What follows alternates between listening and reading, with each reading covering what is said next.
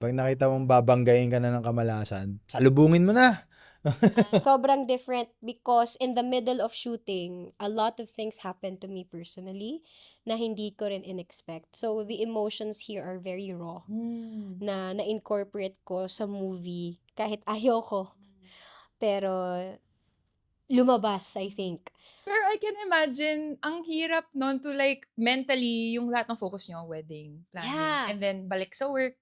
So how do you manage that? We don't have any choice. We don't have a choice. Like that. Well, I think it's a nice training for life. Eh. Yeah. When you don't have any choice, you don't have You any just have choice. to You just face it. have to face it. Wholeheartedly. Oo. Yeah, not half-baked.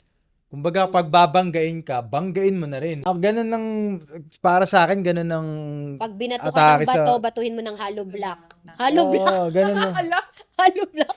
ganun ang tirada sa buhay ngayon. Pag nakita mong babanggain ka na ng kamalasan, salubungin mo na. Parang ganun. Ang refreshing ng mindset na yun, parang, tama. Oo, yeah. Do you remember the exact moment where you realize na ito na siya? Ito na yun? Pandemic talaga eh.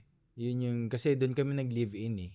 Doon kami, kaya kami nag-live-in kasi nga pandemic. Mag-isa siya sa bahay, mag-isa ako sa condo. Sabi ko, hati na lang tayo sa upa.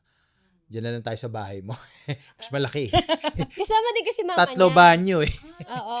Ako Pati isa lang, maliit mama niya pa. kasi nung time na yun, nasa Tondo mag-isa. So, para sama-sama kami. So, yaya ko, mama niya, tapos kaming dalawa. Dahil doon namin, parang automatic, kahit di namin pag-usapan, yung problema ko, problema na niya. Yung problema niya, problema ko na. Samantalang nung hindi kami magkasama sa bahay, problema ko, problema ko.